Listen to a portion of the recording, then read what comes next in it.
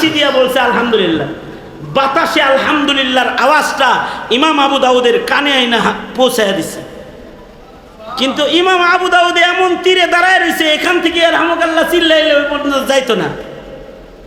তো উনি কি করলেন, এই একটি সুন্নতের আমল করার জন্য 2 টাকা দিয়া নাও ভাড়া করলেন, আর নৌকা নিয়ে ওই নৌকার কাছে যে যিনি আলহামদুলিল্লাহ বলছে হাসি দিয়া, তার কানের কাছে যায় বললেন ইয়ারহামুকাল্লাহ।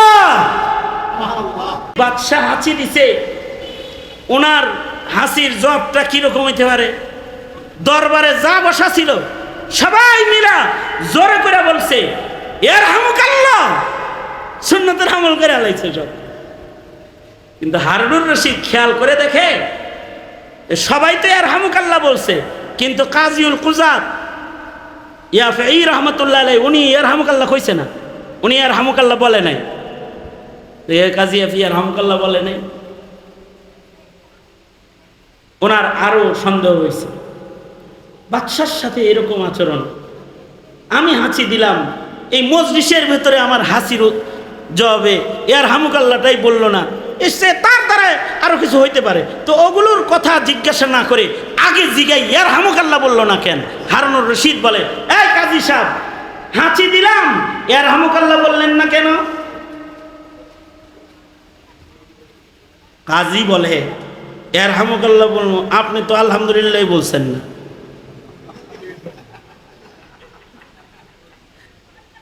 বুঝছেন বুঝছেন কি বলছে? উনি বলতেছে আপনি কি হাঁচি দিয়ে আলহামদুলিল্লাহ বলছেন? কয় না তো। আপনি আলহামদুলিল্লাহ বলেন নাই, ইয়ারহামুকাল্লাহ তো আলহামদুলিল্লাহ বলার পরের সুন্নাত, আগের তার আমল হয় নাই, পরের তো আমার উপরে ওয়াজিবই হয় নাই, আসেই নাই। সবাই যে বলল, সবাই বলছে কারণ সবাই আপনি ক্ষমতার চেয়ারে আছেন, আর এরা সব হলো আপনার চাটুকার আর তেলবাজ, সব বসে রয়েছে।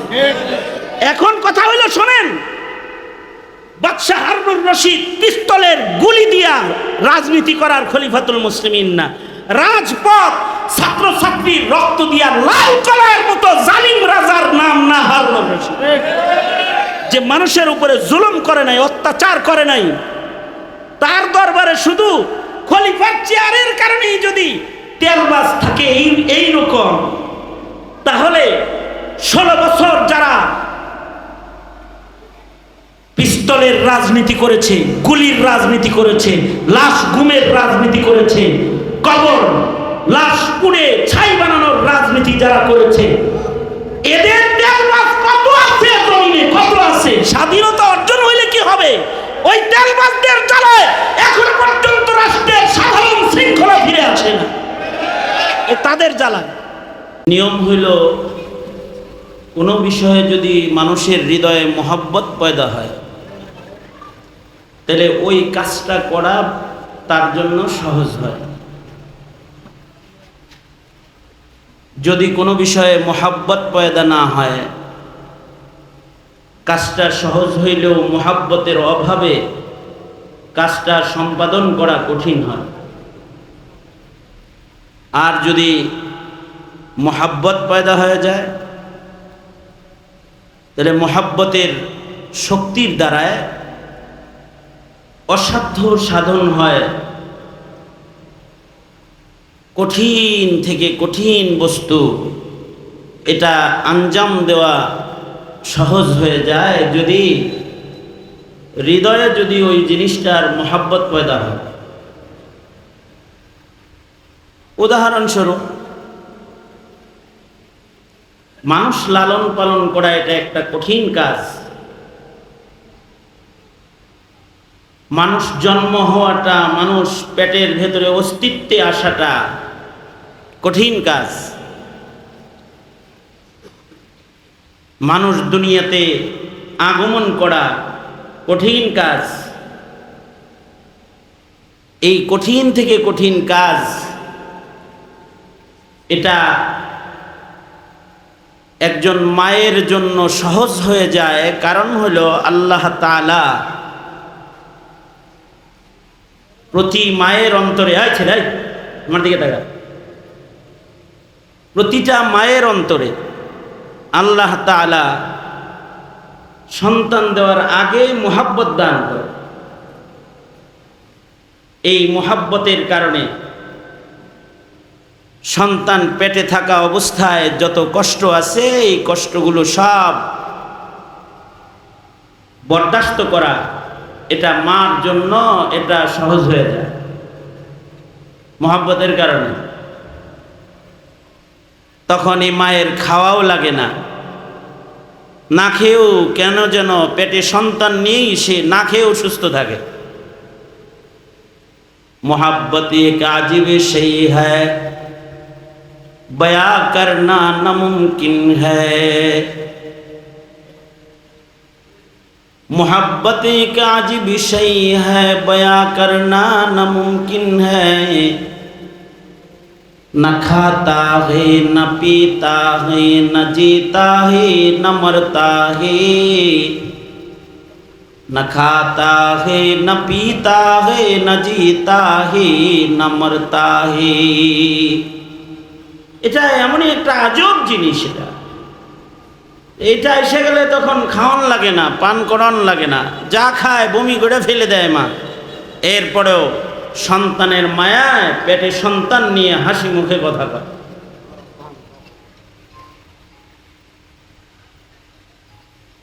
সন্তান প্রসব বেদনা যেটা ভীষণ এক কঠিন এক কাজ। একজন মায়ের ত্যাগের বিনিময়ে আর একটা মানুষ পৃথিবীতে অস্তিত্বে আসে। এই ত্যাগ মা আঞ্জাম দেয়, রক্তক্ষরণ হয়, কখনো কখনো তাকে কেটে দুটুকরা করা হয়, তাকে সিজার করা হয়। এরপরেও এটাকে কষ্ট মনে হয় না তার। এই মায়ের পেটে আবার সন্তান হয়, মা সন্তানের মায়া মহাব্বতের জালে বন্দী হয়ে এই সিজারওয়ালা পেটে আরেকটা সন্তান সে বহন করতে থাকে। বছরের পর বছর যে খাদ্যটা তার সন্তানের জন্য অপকার সেটা সে বর্জন করে যায়। কারণ কি? মোহাব্বত। এই খাবারটা খাইলে আমার সন্তানের ক্ষতি হবে, তাই এটা আমার খাওয়া যাবে না।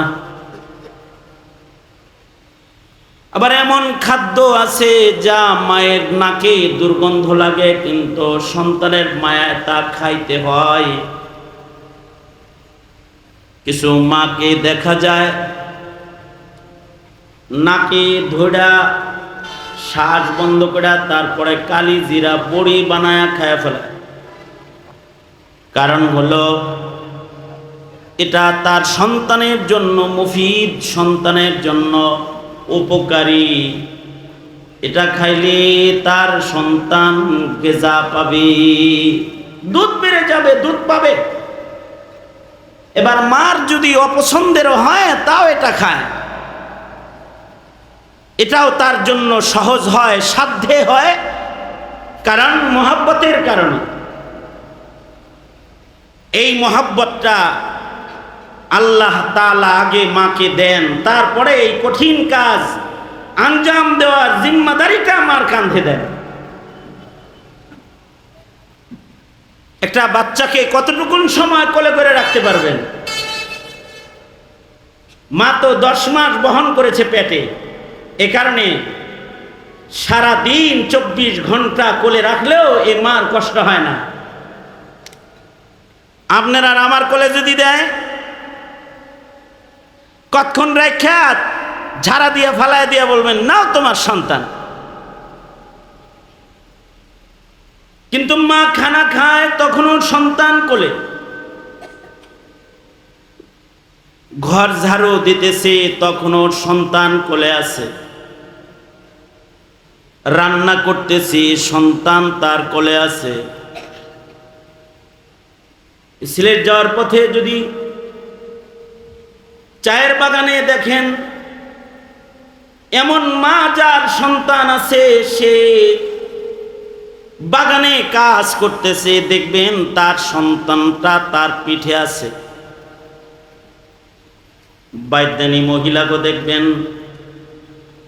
সন্তান পিঠে নিয়া মাথায় বোঝা নিয়া হাসি মুখে হাইটা যেতেছে। সন্তানের এই বোঝাটা তার কাছে বোঝা মনে হইতেছে না, কারণ মোহাব্বত। আল্লাহ তাআলা তাকে সন্তান দেওয়ার আগে মোহাব্বত দান করেছেন, এ কারণে এটা কষ্ট মনে হইতেছে না। এটার ভেতরেও, এই কষ্টের ভেতরে কিছু তৃপ্তি আছে। ডক্টর ইকবাল বলেছেন, जफा जो इश्क में होती है वो जफा ही नहीं, सितम ना हो तू मोहब्बत में कुछ मजा ही नहीं। जफा जो इश्क में होती है वो जफा ही नहीं, सितम ना हो तू मोहब्बत में कुछ मजा ही नहीं। मोहब्बतेर कारणे जे कष्टटा এসে যায়, এই কষ্টের ভেতরেও একটা তৃপ্তি পাওয়া যায় যদি মোহাব্বতটা আসলে মোহাব্বত হয়।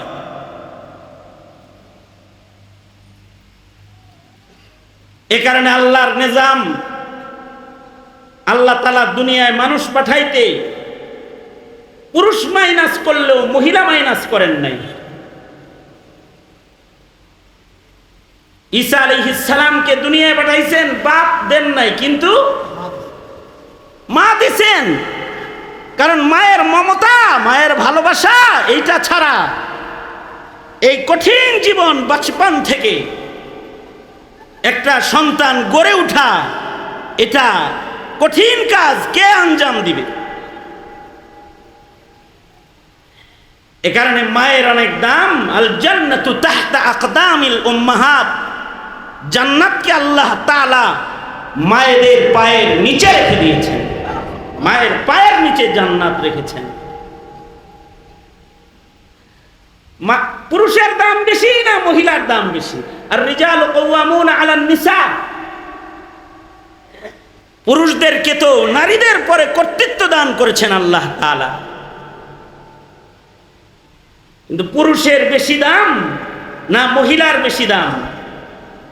যদি এ প্রশ্ন করা হয় তাইলে যোগ বিয়োগ মিলানো কঠিন হবে। কখনো যোগ করে দেখা যাবে পুরুষের বেশি দাম, কখনো যোগ করে দেখা যাবে মহিলার বেশি দাম।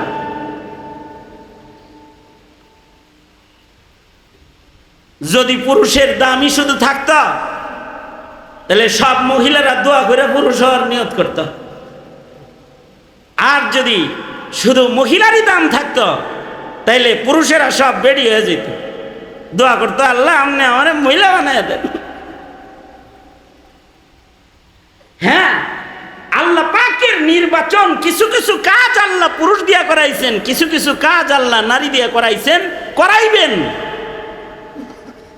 কিন্তু মানুষ হিসেবে পুরুষ যেমন শ্রেষ্ঠ, নারীও এরকম শ্রেষ্ঠ। এক লোক হযরত রাবিয়াতুল বসরির কাছে গেছে। রাবিয়া বসরি, এক যুবক রাবিয়া বসরির কাছে গেছে। রাবিয়া বসরি এক মহিয়সী নারীর নাম, যার দুয়ারে হাজারো মানুষের ভিড় হইতো রাবিয়ার নসিহত শোনার জন্য, রাবিয়ার কাছ থেকে কিছু শিখার জন্য। কিছু কিছু নারী আছে মহিয়সী নারী, তারা দামি, যেমন হযরত উম্মুল মুমিনিন আয়েশা সিদ্দিকা রাদিয়াল্লাহু আনহা। হযরত আয়েশা সিদ্দিকা রাদিয়াল্লাহু আনহার শান নারীদের ভেতরে কোরআনে কারীমের পয়লা হাফেজে কোরআন, হাফেজা, অসংখ্য হাদিস বর্ণনাকারী। ওনার দরজায় হাদিস শোনার জন্য ভিড় থাকতো। ওনার নারী ছাত্র যেমন আছে, ছাত্রী যেমন আছে, পুরুষ ছাত্রও আছে। হযরত আয়েশা সিদ্দিকার অসংখ্য পুরুষ ছাত্র যারা ওনার কাছ থেকে হাদিস শিখেছে। ওনার বাড়িতে ইলম শিখার জন্য ওনার কাছে নারী পুরুষের ভিড় হয়ে যেত। এ কারণেই সাহাবায়ে কেরাম হযরত আয়েশা সিদ্দিকাকে বড় বড় হাদিয়া দিত, বড় বড় হাদিয়া দিত। কেন? যে তার ঘরে মেহমান বেশি আসে, লোক বেশি আসে, এক লোকমা খানা দিতে হইলেও তো কিছু লাগবে, মেহমান নওয়াজি করতে হইলেও তো কিছু টাকা পয়সা লাগবে। একবার তো 1,80,000 1,18,000 মানে 1,80,000 দিরহাম একসাথে আব্দুল্লাহ ইবনে আব্বাস হাদিয়া দিছে। বস্তা ভরা টাকা, বস্তা ভরা। কি টাকা? স্বর্ণ মুদ্রা, দিরহাম, রূপার, এগুলা বস্তা ভইরা ওনাকে হাদিয়া দিছে। একটা মহিলাকে 1,80,000 টাকা হাদিয়া দেওয়া ওই সময়, এই সময়ের কোটি কোটি কোটি কোটি টাকা। কিন্তু আশ্চর্য, উম্মুল মুমিনিন আয়েশা সিদ্দিকা এই টাকার বস্তা লয়াস, যে এই যে সকালবেলায় যে দরজায় বসছেন, যে দরজায় আসে কাউরে হাদিয়া দেয়, কাউরে দান করে, দিতে দিতে দিতে দিতে মাগরিবের আজানের আগে টোটাল বস্তা খালি করে ফেলছেন, ফুল হাদিয়া দিয়া দান কইরা শেষ করে ফেলছেন সব। মাগরিবের আজান দিলে হযরত উম্মুল মুমিনিন ইফতার করবেন। খাদেমায় দস্তরখান লাগায়া হযরত উম্মুল মুমিনিনকে ইফতার করার জন্য ইফতার সামনে দিয়েছে। ভাঙ্গা শুকনা কিছু রুটির টুকরা। উম্মুল মুমিনিন হযরত আয়েশা বলে, এই খাদেমা, ভাঙ্গা রুটির টুকরা দিলি কেন? ভালো কোনো খাবার কি আর নাই? অন্য কিছু কি ঘরে নাই? খাদেমা এক খোঁচা মেরে বলে, এক বস্তা টাকা আসলো, হালাল টাকা, হাদিয়া, দরজায় বয়ে বয়ে সব বিতরণ করছেন। বস্তা টাকা বিতরণ করে শেষ করার সময় কি এতটুকু আন্দাজ ছিল না যে ঘরে কিছু আসেনি? হযরত আয়েশা বলে, ও কথা বলে আমাকে কষ্ট দিবি না। আমি আমার মাওলার প্রেম সাগরে ডুব দিয়ে যখন সাদকা করতেছিলাম, আমার ঘরে কি আছে কি নাই আল্লাহর প্রেম সাগরে ডুইবা ওইটা আমি ভুলে গেছিলাম। এটা আমার স্মরণই তো নাই। একবার আমিরে মুআবিয়া রাদিয়াল্লাহু আনহু হযরত আয়েশা সিদ্দিকা রাদিয়াল্লাহু আনহার কাছে 1,00,000 টাকা, 1,00,000 দিরহাম একসাথে হাদিয়া পাঠাইছেন। আর উনি দেখে সূর্য ডুবার টাইম হয়ে গেছে, তাড়াতাড়ি সাদকা করতে হবে, সাদকা করে শেষ করতে পারে না, পরে সব টাকা ভাগ কইরা উম্মাহাতুল মুমিনিনদের ঘরে ঘরে পাঠিয়ে দিয়েছেন, নিজের ঘরে রাখেন নাই। এগুলো উম্মুল মুমিনিনদেরকে দিয়ে দাও, উম্মাহাতুল মুমিনিনদেরকে দিয়ে দাও। আর উম্মাহাতুল মুমিনিনরাও এটা মাগরিবের আজানের আগে আবার সাদকা করে সব গরিব দুঃখীদের হাতে বিলীন করে দিছে, নবীর ঘরে টাকা জমা হইতে দেয় না।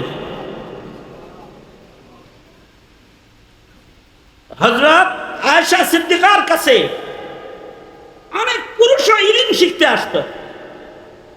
পুরুষ ইলম শিখতে আসলে কি হযরত আয়েশা সিদ্দিকা কি তাদের সামনে চাইতেন? পর্দার ভেতর থেকে পড়াইতেন। পর্দার মাসআলায় হযরত আয়েশা সিদ্দিকার মতো শক্ত সাহাবায়ে কেরামের ভেতরে, নারী সাহাবীদের ভেতরে এর দৃষ্টান্ত পাওয়া কঠিন।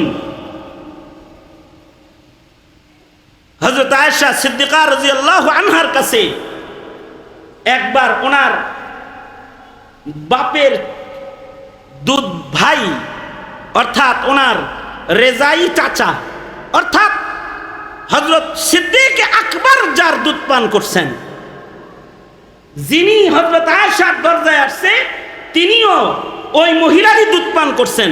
অর্থাৎ হযরত আবু বকরের রেজাই ভাই হযরত আয়েশা সিদ্দিকার ঘরের দরজায় আসছে। আয়েশা কি বলে? আয়েশা বলতেছে, মা আয়েশা, কতদিন তোকে দেখি না, তোর জন্য দিল পুড়ে, তাই আমি তোর চাচা তোকে দেখতে আসছি, দরজাটা খোল মা, তোর সাথে সামনে বসে একটু কথা বলি। হযরত আয়েশা বললেন, আপনি আমার রেজাই চাচা, আপনি আমার সামনে এসে কথা বলতে চান, দরজা খুইলা আমি ততক্ষণ পর্যন্ত আপনার সামনে যাব না যতক্ষণ না পর্যন্ত রাসূল আমাকে ইজাজত না দিবেন। আমি চাচা, তোর চাচা? কয় না চাচা ঠিক আছে, কিন্তু রেজাই চাচার সাথে যে পর্দা করতে হবে কি হবে না এটা আমার জানা নাই। আমি শরীয়তে ইসলামের খেলাফ কোনো কাজ হঠাৎ করে ফেলতে পারবো না। এবং চাচার সাথে দেখা করেন নাই, বিদায় দিয়ে দিচ্ছেন। বিকালবেলা আল্লাহর নবী ঘরে আসলে হযরত আয়েশা সিদ্দিকা বললেন, আল্লাহর নবী, আমার রেজাই চাচা ছিল আমার সাথে দেখা করতে, আমার জন্য নাকি তার দিল পুড়ে কথা বলতে আসছিল, আমি তার লগে দেখা করি নাই, দরজা থেকে তাকে বিদায় দিয়ে দিছি, আমার কি তার সাথে দেখা করা জায়েজ? আল্লাহর রাসূল বললেন, আয়েশা আইতে দিতা, কারণ নসবের দ্বারাই যেটা সাবেত হয়, রেজাতের দ্বারাই ওইটা সাবেত হয়। মায়ের পেটে থাকলে যেটা যেটা সাবেত হয়, মায়ের দুগ্ধ খাইলে ওইটা সাবেত হয়ে যায়। অর্থাৎ হাকিকি চাচার সাথে যেমন দেখা করা যায়, রেজাই চাচার সাথেও দেখা করা যায়। কিন্তু উনি পর্দার মাসআলায় এত শক্ত যে নিজের রেজাই চাচার লগেও দেখা করতেছেন। আল্লাহর রাসূলের ইন্তেকাল হয়ে গেলে আল্লাহর রাসূল সাল্লাল্লাহু আলাইহি ওয়াসাল্লাম হযরত আয়েশা সিদ্দিকার কামরার মধ্যেই নবীজির দাফন, অর্থাৎ নবীজির রওজায়ে আতহারটাই হযরত আয়েশা সিদ্দিকার হুজরায়ে আয়েশা। এই হুজরায়ে আয়েশা আল্লাহর রাসূল শুয়ে আছেন। একদিকে নবীজির কবর, আর আরেক পাশে হযরত আয়েশা যতদিন বেঁচে ছিলেন ওইখানে থাকতেন। কিছুদিন পরে আবু বকর সিদ্দিক রাদিয়াল্লাহু আনহুর যখন ইন্তেকাল হইল, তো এবার নবীজির কদমের কাছে হযরত আবু বকরকেও দাফন করা হইল। এবার ঘরের ভেতরে তিনজন, দুইজন বরজখে কবরে আর একজন জমিনের উপরে, অর্থাৎ হযরত আয়েশা সিদ্দিকা তখন ওই ঘরেই থাকেন। কিছুদিন পরে হযরত উমর যখন খলিফা হলেন, হযরত উমর যেদিন ইন্তেকাল করলেন, তিনি নবীজির কদমের কাছে হযরত আয়েশার কাছে জায়গা চাইলেন যে আমাকে একটু নবীজির কদমের কাছে যদি উম্মুল মুমিনিন জায়গা দেন তাহলে আমার কবরটা ওখানে হইতো। উম্মুল মুমিনিন হযরত আয়েশা নিজের কবরের জায়গাটা উমরকে দিয়ে দিলেন। এবার হুজরায়ে আয়েশায় কবর হইল কয়টা?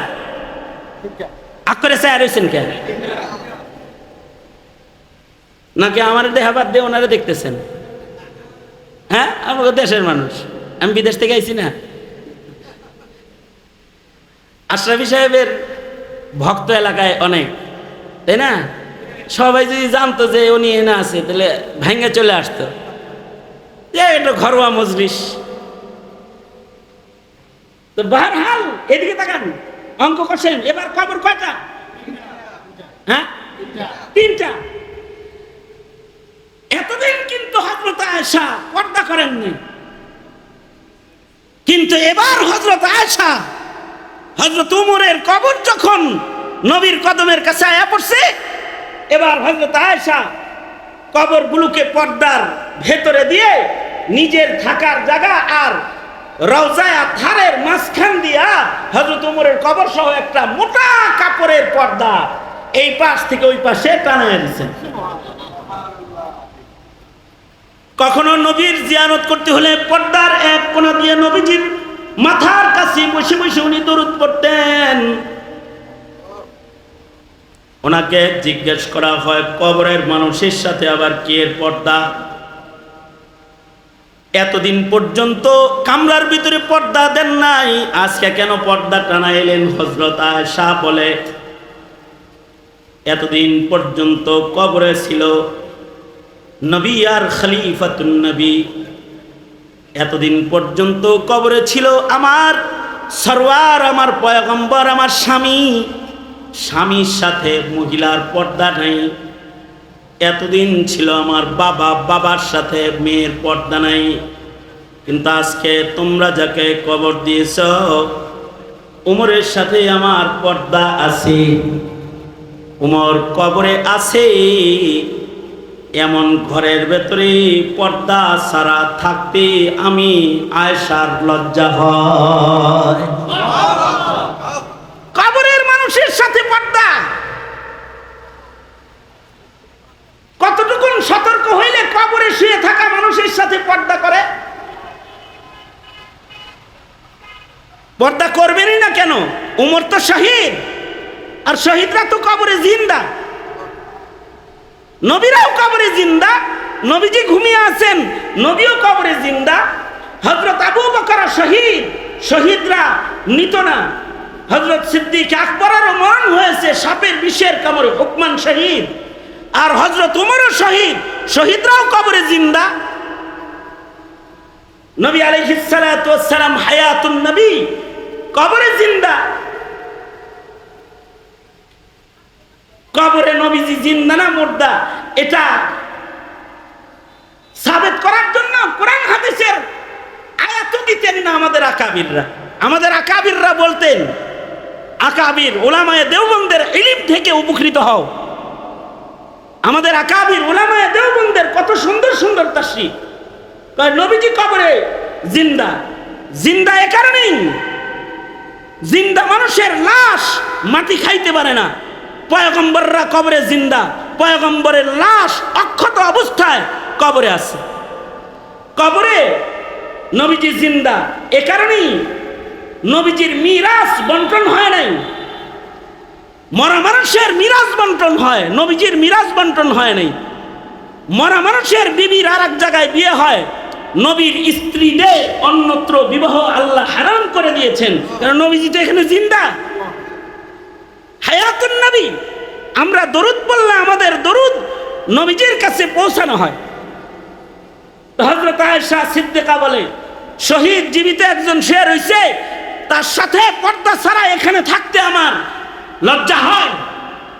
তার মানে আবরু আর পর্দার ব্যাপারে হযরত আয়েশা এত শক্ত যে কবরের মানুষের লোকেও পর্দা করে। তাহলে সেই মানুষ যখন ছাত্র পড়াইতেন, কতটুকুন পর্দা করে পড়াইতেন আন্দাজ করে লঙ্গা। মনে মনে ভাবতে পারেন যে হযরত আয়েশা যেহেতু পড়াইতেন, তাহলে মনে হয় পর্দা সারা এই পড়াইতো কি না? না, ওই রকম হযরত রাবিয়াতুল বসরির কাছে মানুষ আসতো, পর্দার ভেতর থেকে ওনার কাছ থেকে মানুষ উপকৃত হইত, পর্দার ভেতর থেকে উপকৃত হইত। এক যুবক আসছে, যুবক আইসা বলে, আপনার কাছে আসি, কিন্তু একটা কথা, আপনার এত নাম ডাক, আপনার নেককার মহিলা হিসাবে, বুজুর্গ আল্লাহওয়ালা হিসাবে সারা শহর চিনে, সবাই চিনে। আহারে, আপনি যদি খালি পুরুষ হইতেন তাহলে না লাভ হইতো, মহিলা হয়ে তো আপনার দাম কমে গেছে। রাবিয়া বসরি বলে, মহিলাদের দাম কম, পুরুষের দাম বেশি, তুমি এটা বুঝলা কেমনে? তুমি কিভাবে বুঝছো? যদি মহিলা দামি হইতো, ছেলেটা বলতেছে, মহিলা যদি দামি হইতো তাহলে মহিলার ভিতর থেকে আল্লাহ দুই একজন নবী পাঠাইতো। কই, আল্লাহ তো মহিলাদের কাউরে নবুয়ত দিছে না, পুরুষরাই নবুয়ত পাইছে। নবুয়তের মতো আজিম নিয়ামত আল্লাহ তাআলা পুরুষদেরকে দিয়া পুরুষের শান বাড়াইছে। যদি মহিলা দামি হতো তাইলে দুই একজন মহিলারও আল্লাহ নবী বানাইতো। যুক্তিটা তো খুব খারাপ দিছে না, ভালোই তো দিছে নাকি বলেন? কিন্তু হযরত রাবিয়াতুল বসরি বলে কি, দেখো নারীদেরকে আল্লাহ এত দামি বানাইছে, নবুয়ত আলা সব নবীরে মায়ের পেট ঘুরা ঘুরা আল্লাহ জমিনের আলো বাতাস দেখাইছে। দুনিয়ার কোন পুরুষ মায়ের পেট ছাড়া দুনিয়ায় আসে না, মায়ের পেট হয়ে আইছে। হাত্তা কি হযরত ঈসা আলাইহিস সালাতু ওয়াস সালাম বাপ নাই, কামাসালি আদম, আদমের মতন বাপ নাই কিন্তু মা আছে। মহিলারা তো দামি। এই যে মহিলাদের দ্বারা পয়গম্বর লালন পালন করাইলেন, কঠিন কাজ সম্পাদন করাইলেন, আর নারী জাত যদি আল্লাহর মোহাব্বতের নিয়ামত কারোর ভিতরে আইসা যায়, ফজরের আজান শুনে আরামের ঘুম হারাম করে দাঁড়ায় যেতে তার কষ্ট হয় না। কনকনে শীতের দিনে ঠান্ডা পানির ওযু তার সহজ হয়ে যায়। 5 বেলা আজান শোনার সাথে সাথে দুনিয়ার সব কাজ বন্ধ করে মালিকের কদমে মাথা ঠেকানো তার সহজ হয়ে যায়। লম্বা গরমের দিন না খেয়ে সিয়াম সাধনা করা তার জন্য সহজ হইয়া যায়। কামায়ের মাল অকাতরে বিলীন করে সাদাকা করা তার জন্য সহজ হয়ে যায়।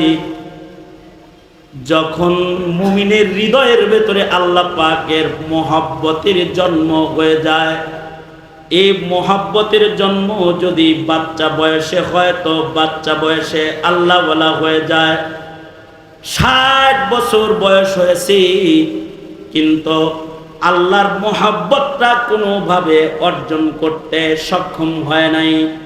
60 বছরের বুড়ারও ইবাদত করার কিসমত আর হয় না, কারণ তার হৃদয়ের ভেতরে এখনো পর্যন্ত আল্লাহর মহব্বত পয়দা হয় নাই। এই কারণেই আল্লাহ তাআলা বলেন, ওয়াল্লাযীনা আমানু আশাদ্দু হুব্বান লিল্লাহ, যাদের হৃদয়ে মহব্বত হবে পুখতা, ওইলো আসলে মুমিন। কারণ পুখতা মহব্বত ছাড়া ইবাদতের কঠিন পাবন্দির নিজামুল আওকাতের জিন্দেগি তার বরণ করাটা সহজ সাধ্য কোনো কাজ হবে না। মহব্বত তার লাগবে। এ কারণে আল্লাহর রাসূল বলেন, মহব্বতের জন্য আল্লাহর কাছে দোয়া করো তোমরা। আল্লাহুম্মা ইন্নী আসআলুকা হুব্বাকা ওয়া হুব্বা মান ইউহিব্বুকা ওয়া হুব্বা আমালিন ইউকাররিবুনি ইলাইকা। মহব্বতের দোয়া। আর আল্লাহর রাসূল আমল শিখাইছেন, এই মহব্বত জাতির বাড়বে কি কি করলে? নবীজি আমল শিখাইছেন, জিকির বেশি করলে মহব্বত বাড়বে। উযকুরুল্লাহা যিকরান কাসীরা, কোরআন বেশি পড়লে শুনলে মহব্বত বাড়বে। এই যে ওয়াজ শুনতেছেন, কোরআন শুনতেছেন, মহব্বত কম তো এটা বেড়ে যাবে। নামাজে যাওয়া সহজ হয়ে যাবে, পর্দা করা সহজ হয়ে যাবে। যদি কোনো সাদিকিন এই গরমের ভেতরে বসে আছেন, এরকম আল্লাহওয়ালাদের সোহবত, কাসরাতে সোহবতে আহলুল্লাহর মাধ্যমে দিলের ভেতরে মহব্বত চাঙ্গা হয়ে যাবে। মহব্বত যখন চাঙ্গা হয়ে যাবে তখন কষ্ট ক্লেশের মাধ্যমেও ইবাদত করা সহজ হয়ে যাবে। এ কারণে মহব্বত চাঙ্গা করতে হইব। আল্লাহর লাগে মহব্বত চাঙ্গা করার মাধ্যমে ইবাদত বেশি করে আল্লাহর প্রিয় হতে হয়।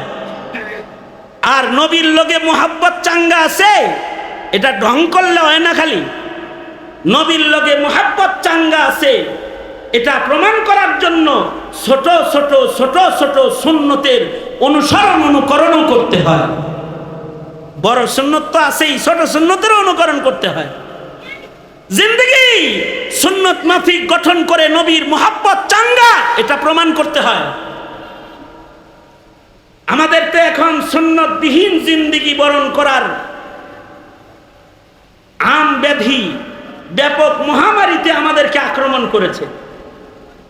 এখন নবীর প্রেমে সুন্নতের আমল না, দান্দাবাজির জন্য সুন্নতের আমল করে। সালমান এফ রহমান দরবেশ বাবার দাড়িগুলো ছিল দেখছেন না, দান্দাবাজির দাড়ি। যখন বিপদে পড়ছে দাড়ি কাইটা ক্লিন শেভ হয়ে গেছে। এই সুন্নত না, সুন্নত হবে নবীর মহব্বত। নবীর মহব্বতের সুন্নত যদি কেউ ছোট একটা আমল করে তো নবীজির সাথে ওই এক সুন্নত জান্নাতে যাওয়ার বাহানা হতে পারে। মান আহাব্বা সুন্নতি ফাকাদ আহাব্বানি।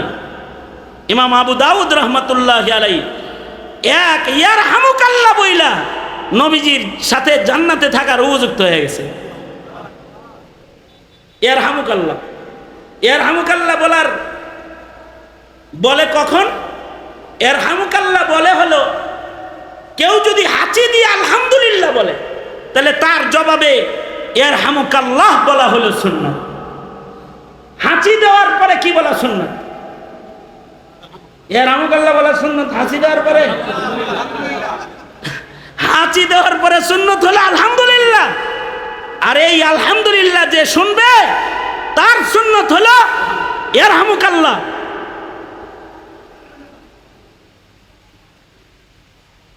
কাজী আফি রহমতুল্লাহি আলাইহি বাদশাহ হারুনুর রশিদের যুগে প্রধান বিচারপতি ছিলেন।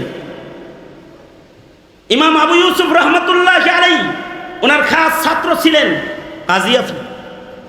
বিচারপতি ছিলেন। বিচারপতি মানিকের মতো বিচারপতি না, আবার ন্যায়পরায়ণ এক বিচারপতি ছিলেন। কিন্তু অনেক সময় নেককার মানুষের ব্যাপারেও কথা উঠে, ভালো মানুষের ব্যাপারে অনেক সময় কি উঠে, গান্দা সমাজে কত কিছুই তো আলোচনায় ওঠে। ছিলেন তো ন্যায়পরায়ণ বিচারপতি, কিন্তু ওনার নামে বাদশাহ হারুনুর রশিদের দরবারে নালিশ গেল। কি নালিশ? নালিশ হলো কাজী আফি বিচারে স্বজনপ্রীতি করে। কি করে? স্বজনপ্রীতি, অর্থাৎ বিচার করার সময় নিজের লোকদের সাথে নরমি আচরণ করে। বড় ধরনের একটা ইলজাম না? অবশ্য এই অভিযোগ ওই সময়ে ওই যুগে বিচারপতির পদ যাওয়ার জন্য কারণ ছিল। আর এখনকার যুগে নিজের লোকদের সাথে স্বজনপ্রীতি না করলে পরে পদ চলে যায়, বিচারপতি চেঞ্জ হয়ে যায় রাতের অন্ধকারে। আপনারা ঠিক বললেও ঠিক, না বললেও এটাই ঠিক। রাগ হইছেন? তো কাজী আফির ব্যাপারে স্বজনপ্রীতির নালিশ হয়েছে হারুনুর রশিদের দরবারে। হারুনুর রশিদ কাজীউল কুজাতকে ডাকলেন, আসুন আপনার নামে নালিশ আসছে, বুঝাপড়া আছে। তো কাজী সাহেব বাদশাহ হারুনুর রশিদের দরবারে গেছে। খেয়াল করে শুনেন, কিন্তু এটা আমার শেষ কথা, কারণ আমার এত বাস করার সব জায়গায় নাই গরমের ভিতরে, এটা শেষ কথা। তা কাজী আফিকে ডাকলেন হারুনুর রশিদ। হারুনুর রশিদ এক ন্যায়পরায়ণ এক খলিফাতুল মুসলিমিনের নাম। উনি ডাকছেন, এইরকম দরবারে এজলাস বসেছে, এই এজলাসের ভেতরে কাজী সাহেব আসছেন। কিন্তু আশ্চর্য কাহিনী হলো, আজব বিষয় হলো, উনিও ভিতরে ঢুকছেন, বসছেন, আর এমন সময় হারুনুর রশিদ একটা হাসি দিছে। হারুনুর রশিদ হাসি যেমনি দেয় না, ওইভাবে একটা মারছে আর কি হাসি। হারুনুর রশিদ বাদশাহ হাসি দিছে, ওনার হাসির জবটা কিরকম হইতে পারে? দরবারে যা বসা ছিল সবাই মিলা জোরে করে বলছে ইয়ারহামুকাল্লাহ, সুন্নতের আমল করে আলাইছে সব। কিন্তু হারুনুর রশিদ খেয়াল করে দেখে সবাই তো ইয়ারহামুকাল্লাহ বলছে, কিন্তু কাজীউল কুজাত ইয়াফঈ রহমতুল্লাহ আলাইহি উনি ইয়ারহামুকাল্লাহ কইছে না, উনি ইয়ারহামুকাল্লাহ বলে নাই। কাজী আফি ইয়ারহামুকাল্লাহ বলে নাই। ওনার আরো সন্দেহ হয়েছে, বাদশার সাথে এরকম আচরণ, আমি হাঁচি দিলাম, এই মজলিসের ভেতরে আমার হাসির জবাবে ইয়ারহামুকাল্লাহটাই বলল না, এসে তার দ্বারা আরো কিছু হইতে পারে। তো ওগুলোর কথা জিজ্ঞাসা না করে আগে জিগাই ইয়ারহামুকাল্লাহ বলল না কেন? হারুনুর রশিদ বলে, এই কাজী সাহেব, হাঁচি দিলাম, ইয়ারহামুকাল্লাহ বললেন না কেন? কাজী বলে, ইয়ারহামুকাল্লাহ বলবো, আপনি তো আলহামদুলিল্লাহ বলছেন না।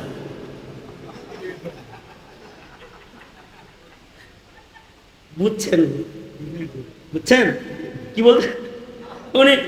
উনি বলতেছে, আপনি কি হাঁচি দিয়ে আলহামদুলিল্লাহ বলছেন? কয় না তো। আপনি আলহামদুলিল্লাহ বলেন নাই। ইয়ারহামুকাল্লাহ তো আলহামদুলিল্লাহ বলার পরের সুন্নাত, আগের তার আমল হয় নাই, পরেরটা তো আমার উপরে ওয়াজিবই হয় নাই, আসেই নাই।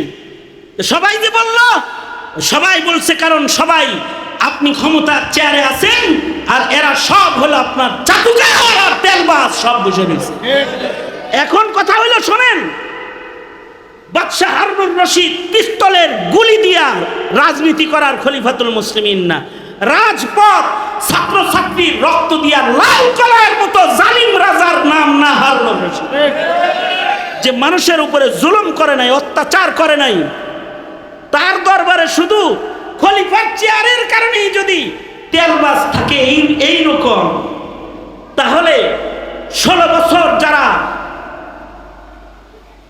পিস্তলের রাজনীতি করেছে, গুলির রাজনীতি করেছে, লাশ গুমের রাজনীতি করেছে, কবর লাশ পুড়ে ছাই বানানোর রাজনীতি যারা করেছে, এদের তেলবাজ কত আছে জমিনে, কত আছে? স্বাধীনতা অর্জন হইলে কি হবে? ওই তেলবাজদের জ্বালায় এখন পর্যন্ত রাষ্ট্রের সাধারণ শৃঙ্খলা ফিরে আসে না, তাদের জ্বালায়। উনি তো যাই হোক, এগুলো আমার সাবজেক্ট না, আমি আসছি বলবেন হুজুর দুয়ার মজলিসায়ও রাজনীতি শুরু করলেন। আমি যেটা বলতেছিলাম সেটা হলো যে এর হামুকাল্লাহ তো বলতে হইব, আগে আলহামদুলিল্লাহ বললে তাহলে না। তবে যদি কেউ আলহামদুলিল্লাহ বলে ফেলে আর আপনি যদি শুনে ফেলেন, তাহলে তার জবাবে এবার সুন্নাত হলো আপনি কি বলবেন? ইমাম আবু দাউদ রহমতুল্লাহ আলাইহি নদীর পাড়ে দাঁড়ায় রয়েছে, নদীর মাঝখান দিয়ে নৌকা যাইতেছে, বাতাস পাড়ের দিকে প্রবাহিত হইতেছে, ওই পাশ থেকে নদীর ভেতর থেকে একজন হাঁচি দিয়া বলছে আলহামদুলিল্লাহ। বাতাসে আলহামদুলিল্লাহর আওয়াজটা ইমাম আবু দাউদের কানে আইনা পৌঁছায় দিছে। কিন্তু ইমাম আবু দাউদ এমন তীরে দাঁড়ায় রয়েছে, এখান থেকে আর হামকাল্লা চিল্লাইলে ওই পর্যন্ত যাইতো না। তো উনি কি করলেন?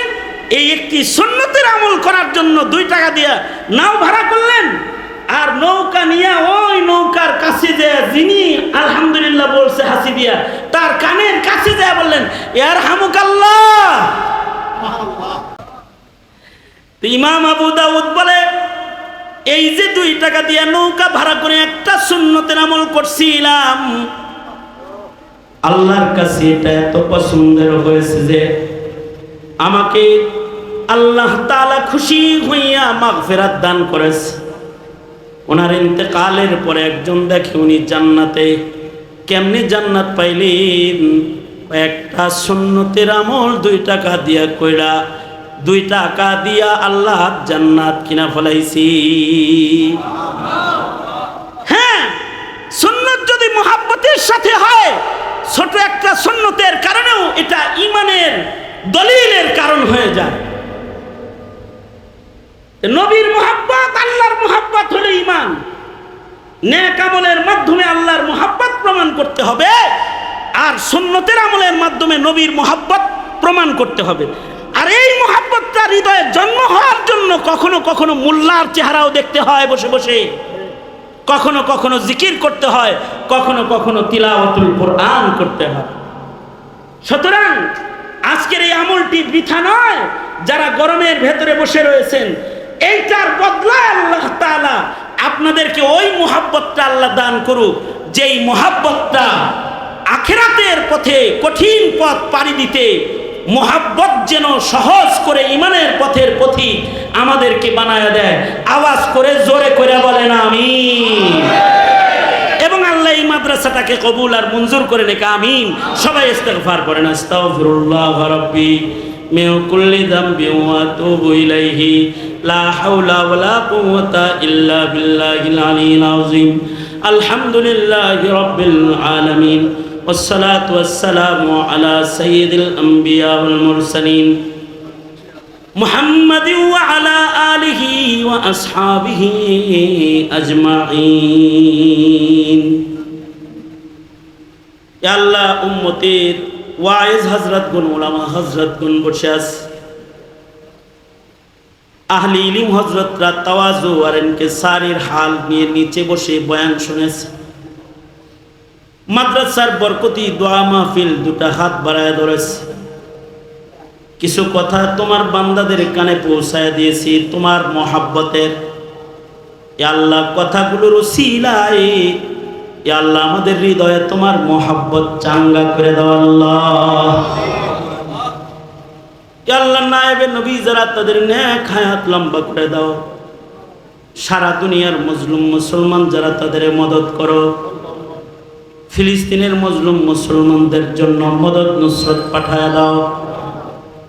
ইয়া আল্লাহ বন্যায় প্লাবিত অঞ্চল তোমার কত বান্দারা ঘর বাড়ি বিহীন কষ্ট করছে, তাদের জন্য রহমত নাজিল করো। অসহায়দের পাশে দাঁড়াইবার তৌফিক আমাদের তুমি দান করো। নতুন মাদ্রাসা কবুল মঞ্জুর করে নাও। আয় রব্বে করিম মাদ্রাসার জায়গার ইন্তজাম করে দাও। আমরা যারা গরমের মধ্যে এখানে বসে রয়েছি, এই বসে থাকাটা আমাদের হৃদয়ে তোমার মহব্বত বৃদ্ধির কারণ বানায় দাও আল্লাহ। ইয়া আল্লাহ অনেকের আব্বা আম্মা অন্ধকার কবরের বাসিন্দা, তাদের মা বাবারে মাফ করে দাও। যাদের পিতামাতা আছে হায়াত বাড়ায় দাও, বেশি বেশি করে খেদমত করতে পারে তৌফিক দান করো আল্লাহ। যত খায়ের ও কল্যাণ সব আমাদের তুমি দান করো। অকল্যাণ আর অমঙ্গল হইতে আমাদেরকে তুমি হিফাজত করো আল্লাহ। اللهم اجعل ثارنا على من ظلمنا وانصرنا على من عادانا ولا تجعل مصيبتنا في ديننا ولا تجعل الدنيا أكبر همنا ولا مبلغ علمنا ولا غاية رغبتنا ولا تسلط علينا من لا يرحمنا اللهم زدنا ولا تنقصنا وأكرمنا ولا تهنا وأعطنا ولا تحرمنا وآثرنا ولا تؤثر علينا وارزنا وارض عنا يا كريم। ইয়া আল্লাহ যেদিন মৃত্যু দিবা সেদিন ঈমানের মৃত্যু দিও। আল্লাহুম্মা আহইনি মুসলিমান ওয়া আমিতনি মুসলিমা। রব্বুল আলামিন তোমার প্যারা বান্দা হিসাবে গণনা করে আমাদের মরণ দিও। আল্লাহুম্মা জাআলনা মিনাত তাওয়াবিন ওয়াজআলনা মিনাল মুতাতাহহিরিন ওয়াজআলনা মিন ইবাদিকাস সালিহিন الغر المحجلين الوفد المتقبلين। আল্লাহ অত্র এলাকায় সাকিনা নাজিল করো। ইয়া আল্লাহ ব্রাহ্মণবাড়িয়া শহীদ বাড়িয়ার জমিন ইসলামের জন্য বড় উর্বর জমিন। ইয়া আল্লাহ এই জমিনকে ইসলামের জন্য তুমি কবুল করেছো। এই জমিনের মানুষের রক্তকে দ্বীনের জন্য তুমি কবুল করেছো। রব্বুল আলামিন এই জমিনে ওলি বুজুর্গ পাঠায়। ইয়া আল্লাহ ফাসিক ফুজ্জার নয়, নেককার দিয়ে ভরে দিও। জমিনের মানুষদেরকে দ্বীনের কদর করার তৌফিক দান করো আল্লাহ। যত খায়ের যত কল্যাণ সব দাও, অকল্যাণ হতে আমাদের বাঁচাও। মৌতের দিনে কষ্ট না দিয়ে মুখে জারি করে দিও লা ইলাহা ইল্লাল্লাহু মুহাম্মাদুর রাসূলুল্লাহ বিরহমাতিকা ইয়া আরহামার রাহিমিন। আসসালামু আলাইকুম ওয়া রাহমাতুল্লাহ।